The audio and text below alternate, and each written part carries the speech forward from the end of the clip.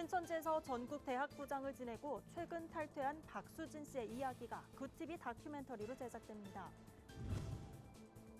현장 예배가 금지된 가운데 온라인 예배를 제작할 장비나 인력 부족으로 어려움을 겪는 교회들을 무료로 돕는 곳이 있어 찾아가 봤습니다. 각종 질병이나 가족 해체와 같은 동성애의 폐해가 알려지면서 포괄적 차별금지법 제정을 우려하는 목소리가 커지고 있습니다. 설교의 황태자로 불렸던 찰스 스펄전 목사의 설교법을 주제로 한 교리와 부흥 컨퍼런스가 열렸습니다.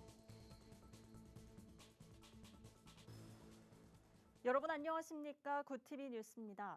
8년간 신천지에서 활동하면서 전국 대학부장까지 지냈던 박수진 씨가 최근 신천지를 탈퇴하고 기자회견을 열어 세간의 주목을 받았습니다. 새로운 인생의 2막을 준비하는 박 씨의 이야기가 굿TV 다큐멘터리로 제작됩니다. 자세한 내용 천보라 기자가 보도합니다. 신천지에 있는 진짜 포교 활동하는 사람들도 다 사기를 당해서 자기가 사기당한지도 모른 채로 함께 사기 활동을 하고 있는 것입니다. 그렇기 때문에 정말로 시대의 사기꾼이 아닌가라고 생각이 듭니다.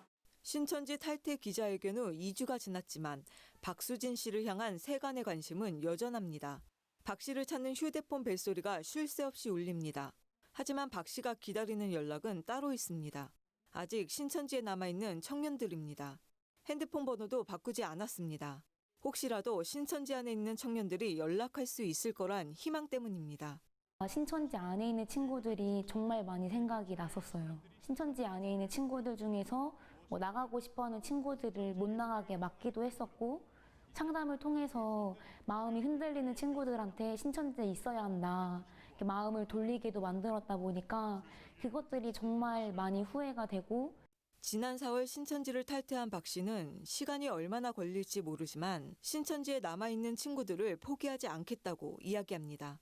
지난 8년간 자신을 포기하지 않았던 가족과 지인들 덕분에 신천지를 나올 수 있었기 때문입니다. 유에스라 구루터기 상담협회장도 그중 한 명입니다.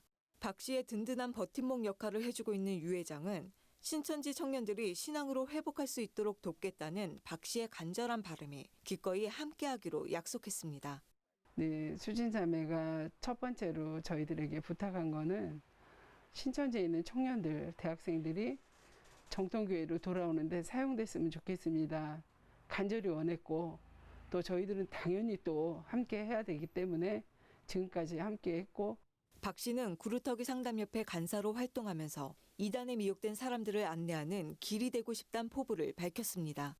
신천지에 있는 많은 청년들이 나올 수 있도록, 또 청년들 외에도 많은 사람들이 나올 수 있도록, 또 현재 신천지에서 나왔지만, 이단에서 나왔지만 갈 교회가 없어서 방황하고 있는 청년들이 굉장히 많아요.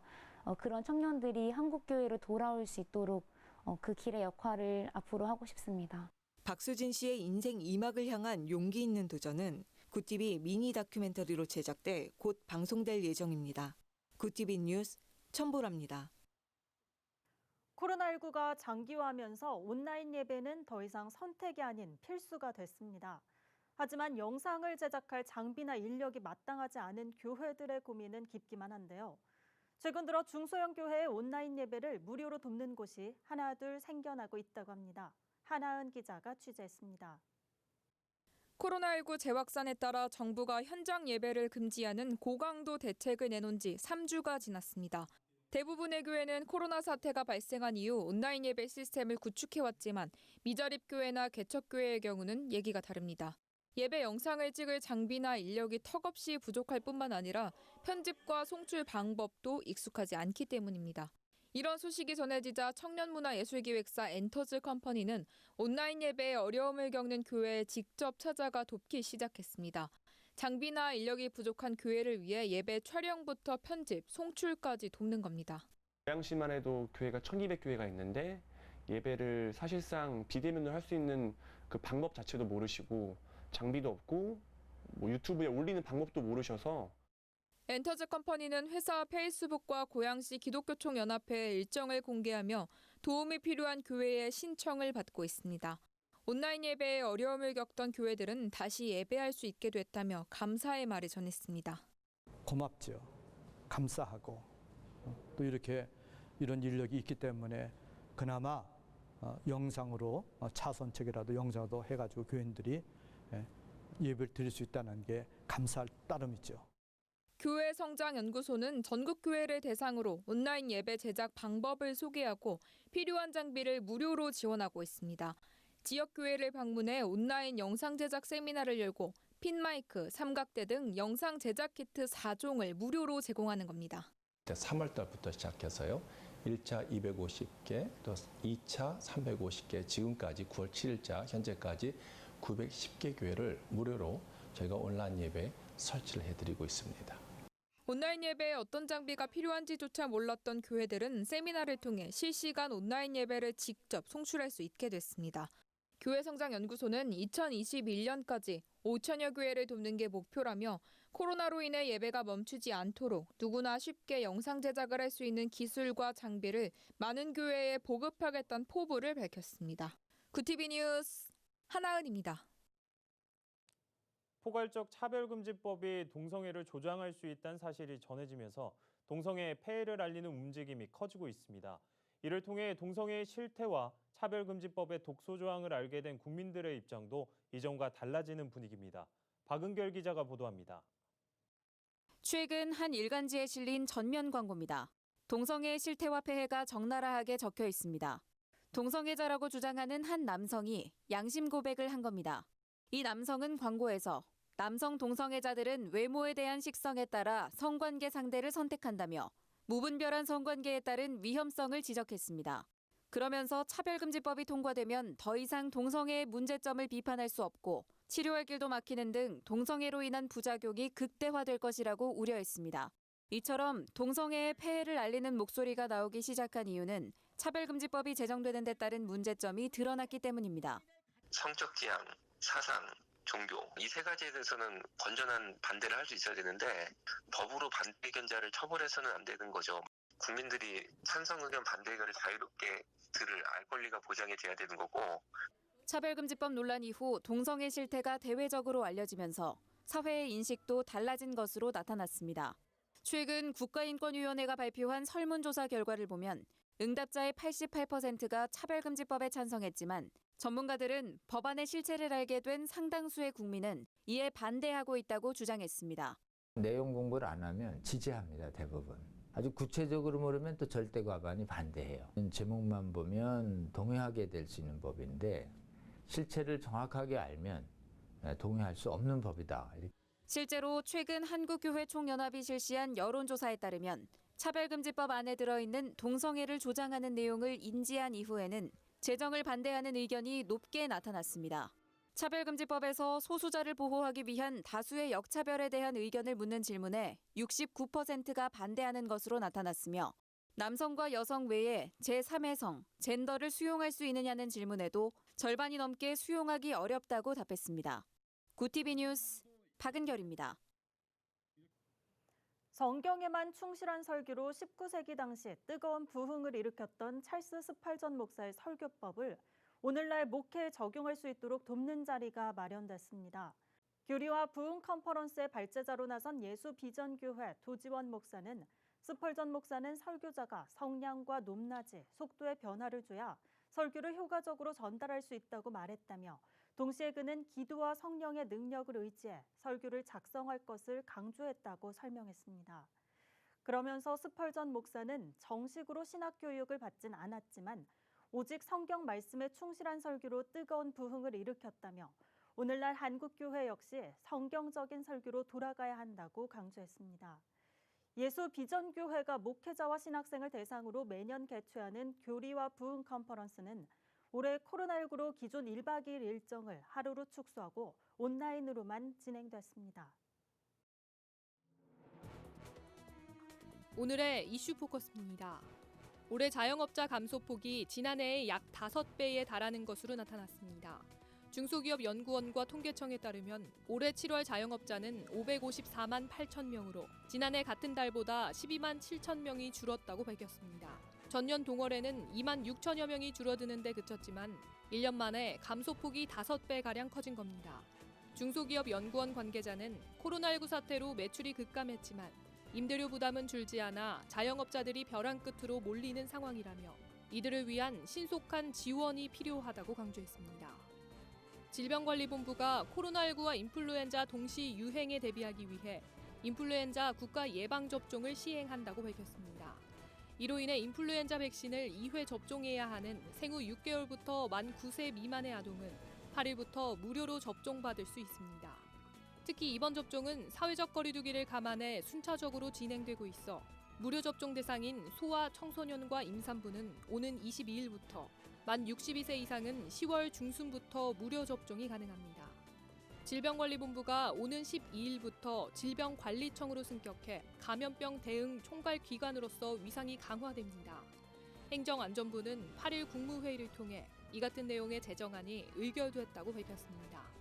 이에 따라 질병관리청의 정원은 총 1,476명으로 기존보다 42% 늘어나게 되며 감염병 대응을 위한 권역별 질병대응센터도 설치됩니다. 행정안전부는 강화된 감염병 대응 체계가 원활하게 작동해 코로나 위기를 극복하고 국민을 안전하게 보호할 수 있길 기대한다고 밝혔습니다. 정부가 코로나19 확산 속도가 둔화하는 양상을 보이는 데 대해 사회적 거리두기 효과가 가시화하고 있다고 평가했습니다. 국민들의 적극적인 참여와 실천으로 신규 확진자 발생 수가 6일 연속 100명대로 억제되고 있기 때문입니다. 또 수도권의 경우 국내 발생 확진자는 90명대로 이틀째 두 자릿수를 유지하고 있습니다. 이에 따라 정부는 대체적으로 방역 수칙이 잘 지켜지고 있는 것으로 나타났다며 사회적 거리두기 재연장 혹은 종료 여부를 이번 주말까지 최종적으로 결정할 방침이라고 밝혔습니다. 코로나19 장기화로 코로나 우울 현상이 확산하는 가운데 정부가 이른바 심리 방역 대책을 마련해 시행하고 있다고 밝혔습니다. 정부는 이달 3일부터 코로나 우울로 인한 심리상담 비상 직통 전화를 운영하고 있으며 전국 17개 시도 재난심리회복지원센터를 통해 취약계층의 상담을 지원하고 있습니다. 중앙사고수습본부 윤태호 방역총괄반장은 최근 코로나로 인한 심리 지원 수요가 증가하고 있다며 증상이 심한 분들을 위해선 민간 전문가에게 연계해 지원도 하고 있다고 밝혔습니다. 고용노동부가 연장 최장 20일로 늘어난 가족 돌봄 휴가를 이번 주부터 근로자들이 사용할 수 있도록 했습니다. 코로나19로 추가적인 가족 돌봄이 필요해지자 가족 돌봄 휴가 기간을 연간 10일에서 20일로 연장하고 적극 활용토록 한 겁니다. 노동부는 자녀 돌봄이 필요한 근로자들이 가족 돌봄 휴가를 적극적으로 활용할 수 있도록 할 계획이라며 배우자 없이 혼자 아이를 키우는 한부모 근로자는 25일까지 기간을 연장할 수 있다고 설명했습니다. 구티비 뉴스 박재현입니다. 구티비 월드와이드입니다. 지난해 7월 일본의 수출 규제 이후 한국이 소재 부품 장비 국산화에 속도를 내자 일본이 특허 소송으로 반격에 나섰습니다. 관련 자료에 따르면 올해 소부장과 관련해 일본이 한국을 상대로 제기한 특허 소송은 6건인데 대부분 이의 신청 형식인 것으로 나타났습니다.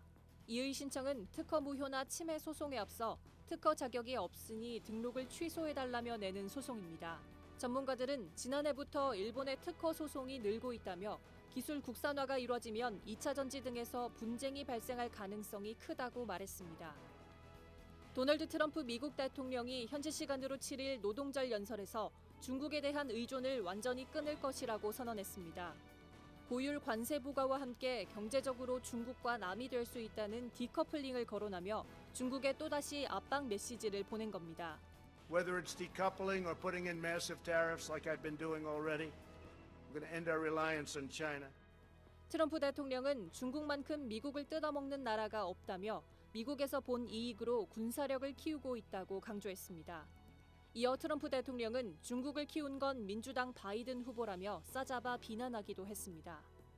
남부 아프리카에서 식량 수급이 불안해진 탓에 4,500만 명이 굶주림에 시달리고 있습니다. 세계 식량 계획은 7일 기후변화와 경제난에 코로나19 영향까지 겹친 게 식량 불안정의 주 원인이라고 밝혔습니다. 롤라 카스트로 WFP 남부 아프리카 국장은 짐바브웨는 특히 기근이 심해 식량 불안정 인구가 올해 말까지 860만 명에 이를 것으로 예측되며 남부 아프리카 13개국에서 수년 동안 한 번도 보지 못했던 수준의 식량 불안정을 목도할 것이라고 우려했습니다.